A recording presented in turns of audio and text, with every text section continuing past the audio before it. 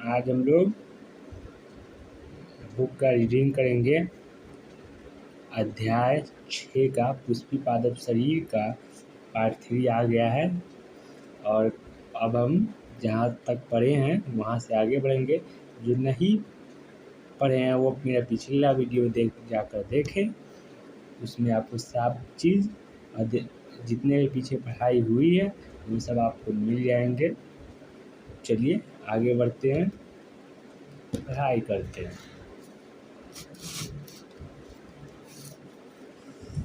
चलिए हम लोग पढ़ रहे थे कैम्बियम छल्ले का बनना, यही चल रहा था।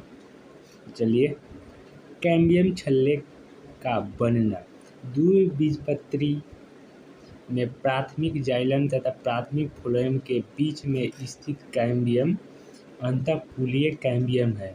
मध्यांश किरणों की कोशिकाएं जो अंतःफूलीय के समीप होती है ये मेरिस्टेमी या विभज्य हो जाती है और एक अंतराफूलीय कैम्बियम बनाता है। इस प्रकार कैम्बियम का एक अखंड छल्ला बन जाता है। अब है कैम्बियम छल्ले की क्रिया। कैम्बियम छल्ला सक्रिय हो जाता है और बाहर तथा भीतर दोनों ओर नई कोशिकाएं बनाता है। जो कोशिकाएं पीत की ओर बनती है वे परिपक्व होने पर द्वितीयक जाइलम बनाती है और जो बाहर परिधि की ओर बनती है वे द्वितीयक फ्लोएम बनाती है। कैम्बियम प्राय भीतर की ओर अधिक सक्रिय होता है जबकि बाहर की ओर इतना सक्रिय नहीं होता। इसके परिणाम स्वरूप द्वितीयक जाइलम अधिक बनता है तथा द्वितीयक फ्लोएम कम बनता है। द्वितीयक फ्लोएम शीघ्र ही एक सघन पिंड बनाता है या बन जाता है। अंततः प्राथमिक तथा द्वितीयक फ्लोएम शनैः दब जाते हैं क्योंकि द्वितीयक जाइलम अखंड रूप से बनते रहते हैं। प्राथमिक जाइलम केंद्र में अथवा केंद्र के आसपास लगभग वैसे ही बने रहते हैं। कुछ स्थानों पर कैम्बियम पैरेन्काइमा की एक संकरी पट्टी बनाते हैं। यह पट्टी द्वितीयक जाइलम तथा द्वितीयक फ्लोएम में होकर आर्य दिशाओं में जाती है। इनको द्वितीयक मज्जा किरण कहते हैं। अब यहाँ कुछ चित्र है दिखाते हैं। अनुप्रस्थ काट में द्विबीजपत्री तने की द्वितीयक वृद्धि, वही लाइन वाला है चित्र। ये अंतःफूलीय कैम्बियम, ये पीठ है, भीतर वाला प्राथमिक जाइलम है। फिर संवहन कैम्बियम है, फ्लोएम प्राथमिक फ्लोएम है, वलकुट है, बाह्य त्वचा है इसमें। और फिर ये भी है मज्जा किरण, द्वितीयक जाइलम, द्वितीयक फ्लोएम, कैम्बियम। देख लीजिए चित्र को। अब हम लोग पढ़ेंगे बसंत दारू तथा शरद दारू। कैम्बियम की क्रिया शरीर क्रियात्मक तथा पर्यावरणीय कारकों से नियंत्रित होती है। उष्णकटिबंधीय क्षेत्रों में जलवायु समान नहीं रहती। बसंत के मौसम में कैम्बियम बहुत सक्रिय होता है और अधिक संख्या में वाहिकाएं बनाता है जिसकी गुहिका चौड़ी होती है। बसंत के मौसम में बनने वाली काष्ठ को बसंत दारू अथवा अग्र दारू कहते हैं। सर्दियों में कैम्बियम कुछ कम सक्रिय होता है और संकरी वाहिकाएं बनाता है। इस काष्ठ को शरद दारू या अथवा पक्ष दारू कहते हैं। बसंत का रंग हल्का होता है और उसका घनत्व भी कम होता है। शरद दारू गहरे रंग की होती है और उसका घनत्व भी अधिक होता है। दो प्रकार के काष्ठ एकांतर सकेंद्र वल्ले के रूप में होते हैं जिन्हें वार्षिक वल्ले कहते हैं।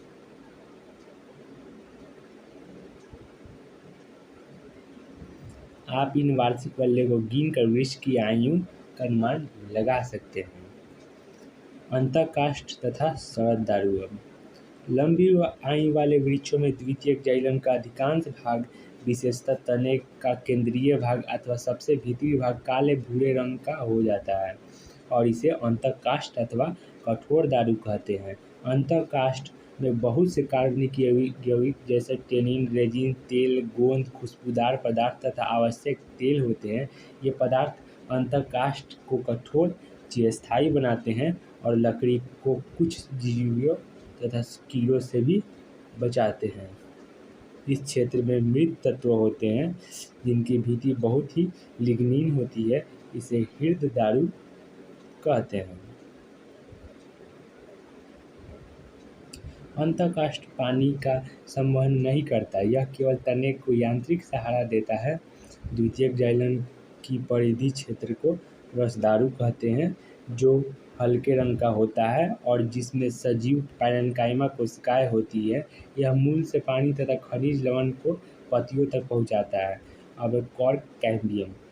जैसे जैसे तने की परिधि में वृद्धि होती जाती है, त्यों त्यों बाहरी वल्कुट तथा बाह्य त्वचा की सतह टूटती जाती है और इन्हें नई संरक्षित कोशिका सतह की आवश्यकता होती है। इसलिए एक दूसरे मेरिस्टेमी ऊतक तैयार हो जाता है, जिसे कॉर्क कैम्बियम अथवा कागजन कहते हैं।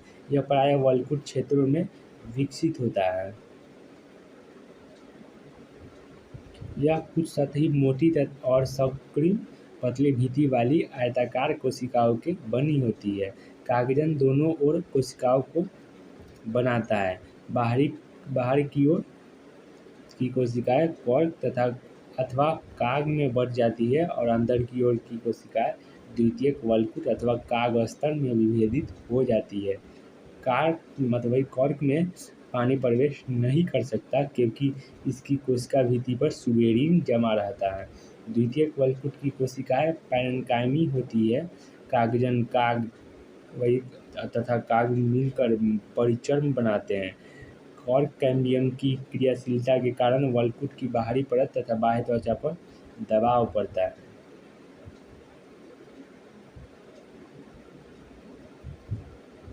यह कुछ चित्र दिया हुआ है, देखते हैं। ये वातरंध्र तथा छाल वल्क है। ये छाल वल्क है और ये वातरंध्र है। बाह्य त्वचा देख लीजिए, पूरा कोशिका है। कॉर्क कैम्बियम, द्वितीयक वल्कुट, ये सब है। तो चलिए यहाँ तक लिख हो गया। अब आगे बढ़ते हैं, जूम कर लेते हैं थोड़ा सा।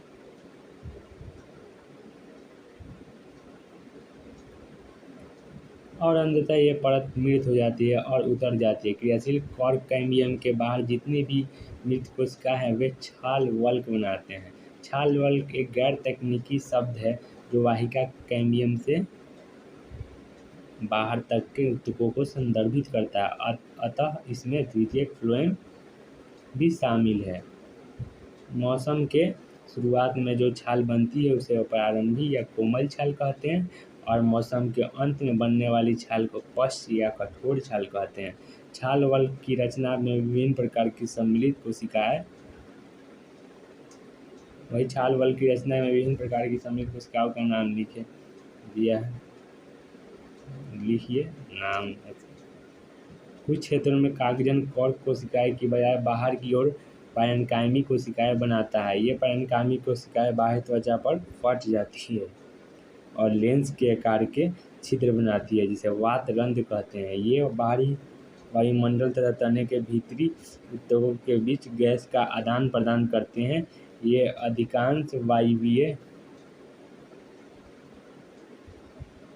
अधिकांश काष्ठीय वृक्षों में पाए जाते हैं। वायवीय नहीं, काष्ठीय। अब है मूल में द्वितीयक वृद्धि। द्विबीजपत्री मूल में संवहन कैम्बियम का उद्भव पूर्णतः द्वितीयक है। यह फ्लोएम बंडल के तुरंत नीचे परिरम ऊतक के कुछ भाग प्रोटोजाइलम के ऊपर स्थित ऊतकों से उत्पन्न होता है और एक अखंड लहरदार छल्ला बनाता है। यह बाद में वृत्ताकार बन जाता है। इसके आगे की घटनाएं द्विबीजपत्री तने की तरह होती है, जो ऊपर बताई जा चुकी है। जिम्नोस्पर्म की मूल तथा तने में भी द्वितीयक वृद्धि होती है। एक बीजपत्री पौधे में द्वितीयक वृद्धि नहीं होती।